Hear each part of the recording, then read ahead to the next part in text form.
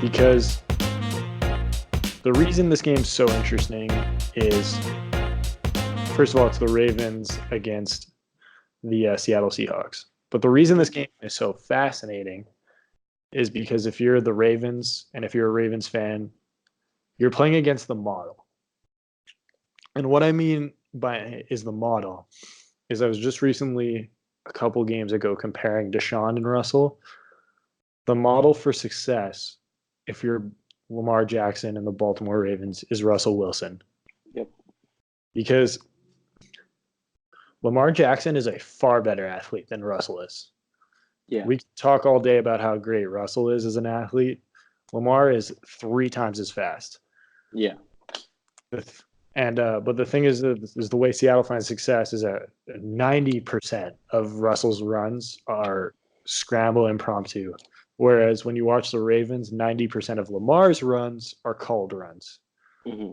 And called runs are generally known around the league as plays that quarterbacks get hit on. It's harder to protect yourself when everybody is watching you and going for you, whereas a scramble situation, you just find a way to get down easier and protect yourself. It's one of those it's one of those weird things where you would think the run it'd be easier to protect yourself since you got that convoy in front of you and everyone's there kind of blocking for you and protecting you. But the reality is it's actually on a pass scramble situation. You just find that space. And that's the model for the Ravens to find true success, is just the way the Seahawks play. It's what they're trying to do with their run-heavy offense. That's what Russell did early in his career. Unfortunately for the Ravens, they don't have LOB back there. They're trying with Earl, but there's a big difference between prime Earl and this Earl. Well, and prime Richard Sherman and whatever Marcus Peters is. Yeah. But this is a really interesting game. Paul, who's your pick in this really, really important game I think for both teams? Yeah, I think this is important for both teams, like you said. I think that Seattle has shown over the past few weeks they've played big games in primetime spots, and they've been dominant. Well, maybe not in the Cleveland game so much, but they've been good. I would say dominant in the sense that they were down 20-6, and I don't think anyone felt that game. Yeah, and something about them has me on their side this year. They've been playing really good football. It's been fun to watch them play. So Baltimore, they're an exciting team. They're beating up on the bad teams, not losing against the good teams. So this is kind of, I've used this analogy a lot, but a prove-it game for them as well.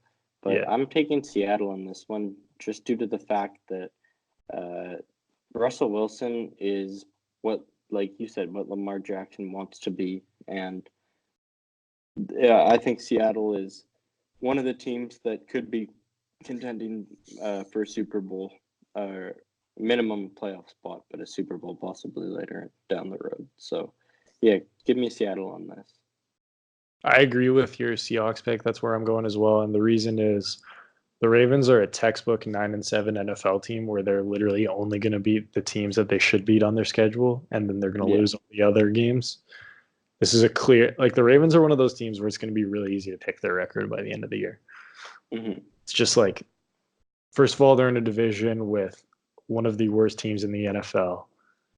And so that's 2 wins. And the reality of the NFL is there's just 5 or 6 wins baked into every team's schedule. That's pretty, like, if you're a decent to above average NFL team, you're going to win a minimum of, there's just 6 games you will win.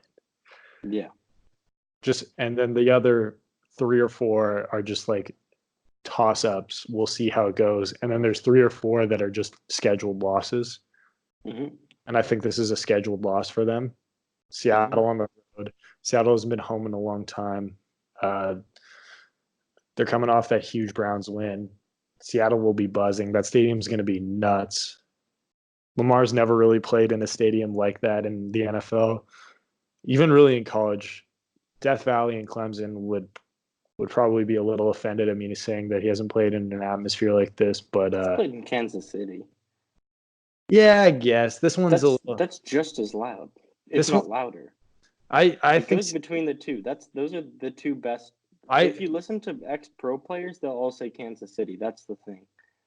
but I just think that Seattle is just a little different when they're good.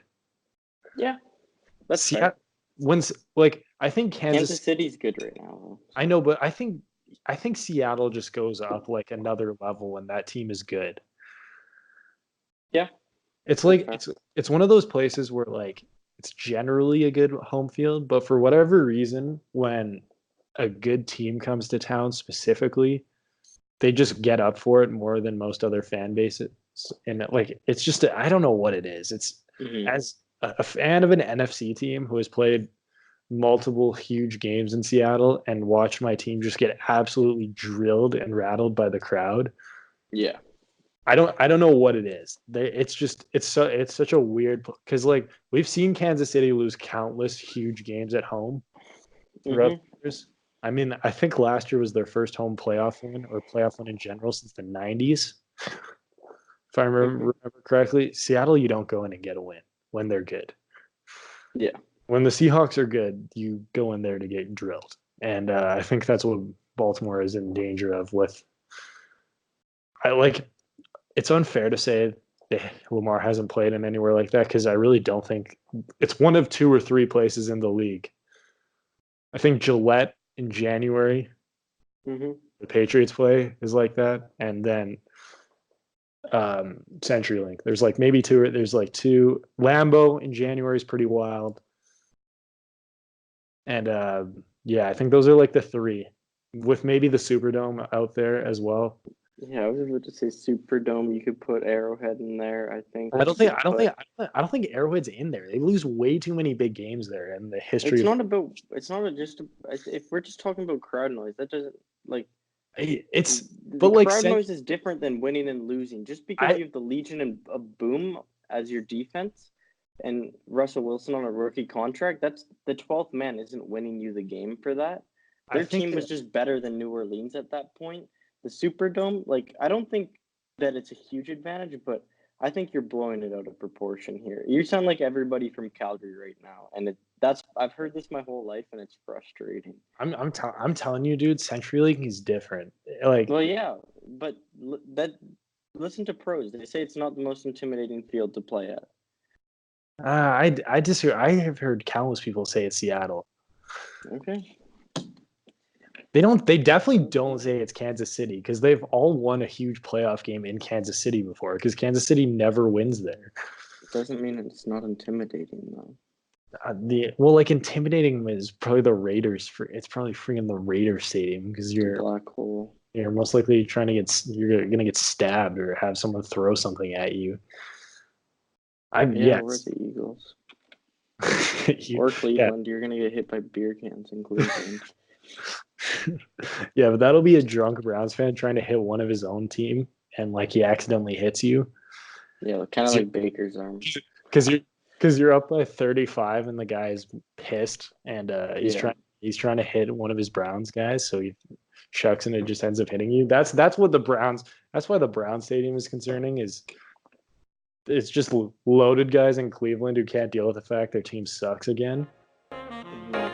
So then that stadium feels dangerous because you feel like you're walking into a buzzsaw for the other team. Let's move on.